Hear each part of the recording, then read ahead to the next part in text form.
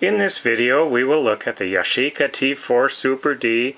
This is a very nice example of this one in the silver finish, and this features the legendary Carl Zeiss Tessar 35mm f3.5 lens, and this is a very well respected point and shoot camera for 35mm film. This one is in very nice condition, serial number 277983. I do not see abrasions really on any of the edges. It's just in very nice condition all the way around that I can see. And this camera will come with this Yashica case that we'll look at a little bit later, and this manual that has a little bit of staining and some wrinkled pages, but everything is there and it's in quite serviceable condition, very useful to go with this camera. So what we're going to do now is put the camera itself through the paces and show its function. I did put a battery in here just temporarily, and it comes up to default January 1st, 94. The calendar does run out through the year 2019, so there are quite a few years left. And so let's open this up and we can look inside and see the interior of the camera is clean. It looks very nice. Looking over here, the gasket seal looks really good along the edges. Pressure plate looks fine. The latches are in very good condition. They're plastic and those are vulnerable to damage, so you want to be careful, but they're in very good shape here.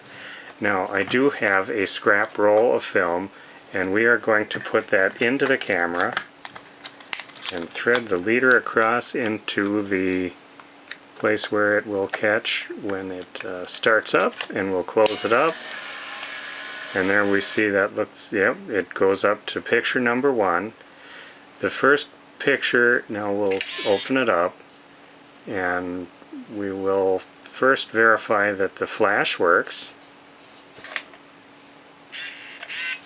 and it did. Very bright flash. This flash you can change with these simple buttons here. There's for a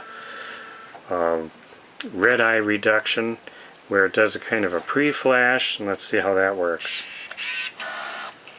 I didn't wait for it to charge up, and oh, I had it on auto, so we're going to do that to where, well, I can't make it not do that. Maybe if we take some of these lights away. There, it was a pre-flash. That worked. Okay, so that works fine. And then we're going to verify that the self-timer works. I will set the flash here to not flash, so we don't have to worry about waiting for it to charge. The timer button, you just simply press that, and it starts out with 10, 9, 8, and it's counting down. And right here on the front we see a little red light blinking, and it will speed up and take the picture when the time is counted down.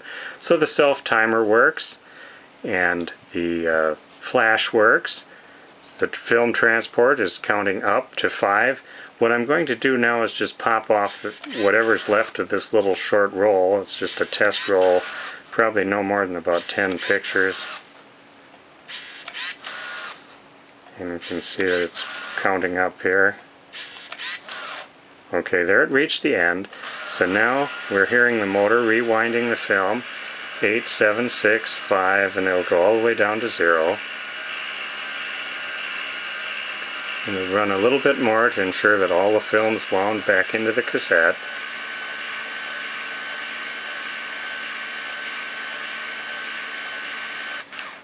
Okay, and so there we are. And now it's safe to open up the camera, and all the film has wound back into here.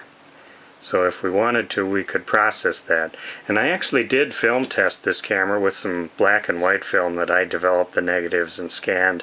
So you can see an example of a picture that was taken with this camera just shortly before I ran this video. So to prove that it does in fact work. One other thing that's kind of interesting about this camera is this little super scope viewfinder right here. You could use it as a waist finder, kind of similar to what you see on a twin lens reflex camera.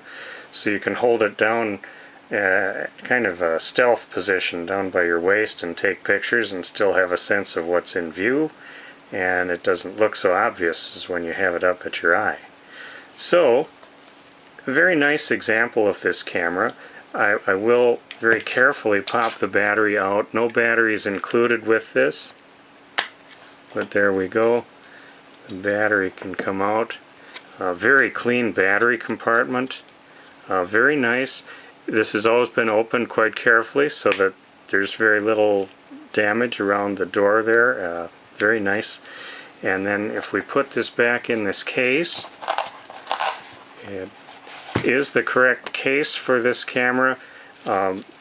As with almost every one of these that I've seen, this material along these edges just flakes off, and much of that has flaked off on this one. And this one is not as sticky as some. Some of them tend to get sticky along the edges. This is actually not too bad.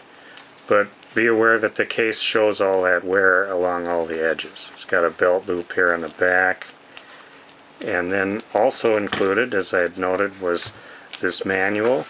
And this manual is for this camera. Has a few little stains, some damage to the cover page, and a few wrinkles, but a lot of complete information here, and very nice to have with the camera.